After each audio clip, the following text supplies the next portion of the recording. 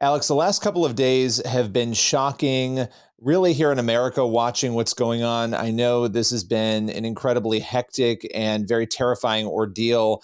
This is nothing new, these tensions with Palestinians, but how is this crisis, in your view, different from the past? Oh, this is a major this is a major growth in terms of escalation, in terms of what we've seen in the past. I mean, we've seen rockets fired. Yesterday, there was over 5,000 rockets fired in a single day. That was the most that we've seen really ever. In fact, since we've left the Gaza Strip completely, which Israel withdrew from in 2005. But we've never seen a terror infiltration on this level. Hundreds of terrorists stormed across the Gaza border, which is supposed to be one of the most well-protected borders probably on Earth, and made their way into Israeli population centers, kidnapped and killed Israeli women, children, young men, elderly.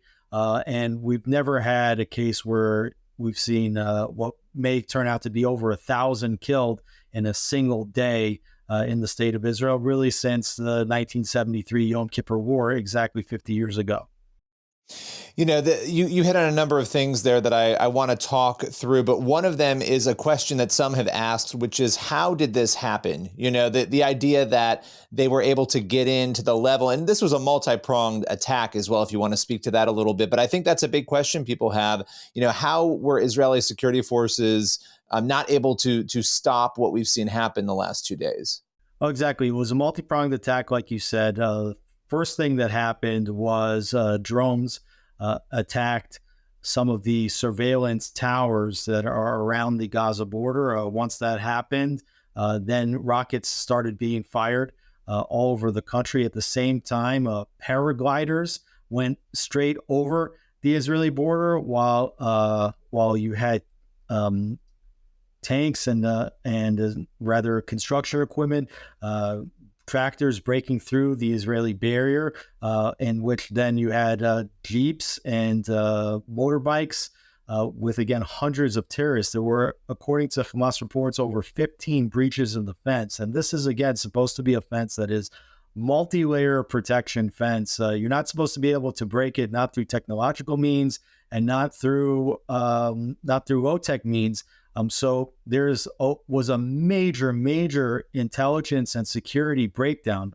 First, Hamas has said that it was working on this attack for anywhere between 6 months and a year. So how did Israeli surveillance, which is an intelligence which is very top quality, how did they not pick up on the chatter that there was going to be a massive attack? But even more so, even if they didn't have advance notice, how was it that each one of these defenses was able to be breached? And then not only did they make it across the border, but these terrorists went to little population enclaves that were several minutes from the border, in some cases maybe as long as 20 minutes from the border, started carrying out terror attacks, started kidnapping people, and took over 100 Israelis back across the Gazan border without being intercepted by Israeli security. In some cases, I've heard reports from Hamas that were interrogated after they were captured that they were walking around for several hours, maybe as many as 5 hours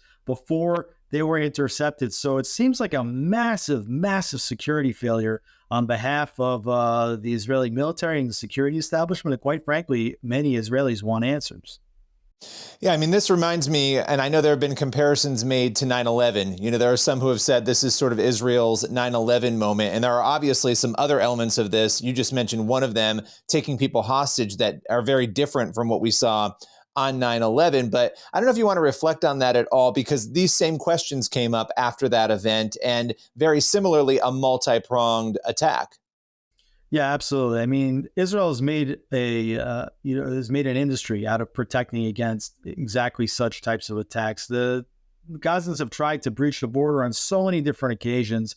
So how they're able to do so in such large scale is really a mega question here. But in terms of the scope of what happened, you're talking about 1,000 people killed, over 100 kidnapped, over 2,500 wounded in a single day. 9/11, I think there was a little bit less than 4,000 killed.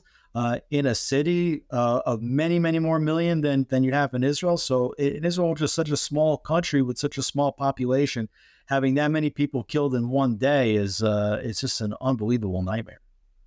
You obviously, this is what you do in your day to day, mapping this information as the CEO and the Jerusalem bureau chief of Jewish News Syndicate. What has it been like to look at these stories because, and you're there and you're living this right now? These are horrific stories. This is not a situation where Hamas has gone after the military. As you stated, they have gone after the elderly, women, children. What is it like to be a person who is there living this, but yet also reporting on this and telling these horrific stories so that the world does know what is happening there? Well, there's two things to know. First of all, Israel is a very, very small ecosystem. So there's not even one person in this country that doesn't know somebody, either 1 degree or 2 degrees separation, that's been injured or kidnapped or killed in this attack. So it's really gripped the entire country. But worse than that, it's not just stories of what's happened to people. There are graphic photos and videos which are circulating on every social media platform showing individuals, families, children kidnapped, being tortured, dead bodies that are being brutally paraded, stripped down, beaten after death, and glorified in the streets. It's that you don't want to watch these videos, but at the same time, people want to know what's happening. So this has really, really struck terrible nerves. Like in the past, in the Yom Kippur War, maybe the government could have withheld some depth of the information. But in today's day and age with social media, everybody knows exactly what's happening in real time, and everybody's seeing it and everybody's feeling it. What concerns you most about, because as we talked about, this is unique, this is different on so many levels. What concerns you most about what could happen next? Well, I think that there's a strong likelihood that there's going to be a massive Israeli reprisal, such of the scale that we have not seen in many, many years. We've had numerous escalations over the past several years of hundreds, if not thousands, of rockets fired at Israeli population centers, a terror attack here, a tunnel breaching the border from time to time. And they've never succeeded on the level of this kind of attack. But at the same time, the escalations have continued and they've also become more and more frequent. So there's really a feeling now that the line has been crossed and that you can't just put the genie back in the bottle here, that Hamas has made its true intentions seen for everybody, and that Israel is going to have to change the strategic game. And the only way to do that is to inflict such a heavy penalty on Hamas, on Palestinian Islamic Jihad, and on the people of Gaza that they will not encourage their citizens to do anything of this scale ever again. Now, I know I'm about to ask a flammable question for a lot of reasons, but I think people out there, they want to understand. There are a lot of people who have not paid attention to this conflict. They do not understand it. And so they're going to naturally ask, why is Hamas doing this? What would motivate this? How would you respond to that? Well, it's a very complicated conflict that's been going on for decades. But I think that the most important element to understand is that, as I mentioned before, that Israel withdrew from the Gaza Strip in 2005. There was 21 thriving Jewish communities peppered throughout the Gaza Strip. There was over 8,500 citizens there. And that enabled the IDF to move in and out of the territory. And while there was terrorism during that time, I don't want to say that there wasn't, but the very presence of the military kept things safer, the situation safer, not just for Israelis, but also for the Palestinians, the Gazans. Once the IDF pulled out, then the entire strip fell into the hands of Hamas, which kicked out the Palestinian Authority. And now you have Hamas and Palestinian Islamic Jihad jockeying for which group is going to be more anti-Israel, can inflict more damage on the Jewish state. And so as a terror entity gains governmental control, what you've seen is the downgrading of the quality of life for Gazan citizens, right? So if you look in Gaza, it's the worst quality of life for Palestinians living there. In Judea and Samaria, where the Palestinian Authority is in charge and also works with Israel on providing security for the general area, the quality of life is better. And then for Israeli Arabs that live inside major Israeli population centers with full Israeli citizenship, the quality of life for them is even better. So just as we round out to a close here, I know this is often also hard to sort of distill into one response, but how are the Israeli people faring right now? What is the general tone now that, I'm sure there's still a lot of shock going on, but now that the reality has sort of set in here? Well, there's tremendous shock, and I don't think that the reality has actually set fully in. In addition to what we've seen so far in terms of the brutality and of the horrific attack, the entire country basically has been mobilized for war. So families all over the country have sent husbands, fathers, and children off to army bases to prepare for potential incursions both into the Gaza Strip in the south as well as into southern Lebanon in the north if Hezbollah decides that they want to escalate this.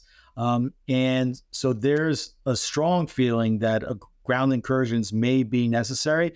And we know that it's not going to be easy if Israeli soldiers have to go in on the ground, that Hamas and Hezbollah are waiting with automatic weapons and booby-trapped urban zones for Israeli soldiers. And it could be that major losses are inflicted on the home front if Hezbollah gets involved and they start firing some of their 150,000 rockets and missiles that they have, which are much more sophisticated, much longer range, much more precision guided than the rockets that you have in Gaza. You could see massive losses and damage inflicted inside of Israel. So we really don't know what this war, as Netanyahu has called it, is going to look like. And I think it's going to take some time for reality to set in. And hopefully whatever happens will be quick, will be decisive, and it will change the ground in Israel's and the strategic position in Israel's favor for years to come. Well, Alex, I so appreciate you taking the time today, joining us, breaking this all down. People can find your work over at jns.org. Thanks for your time. Thank you so much.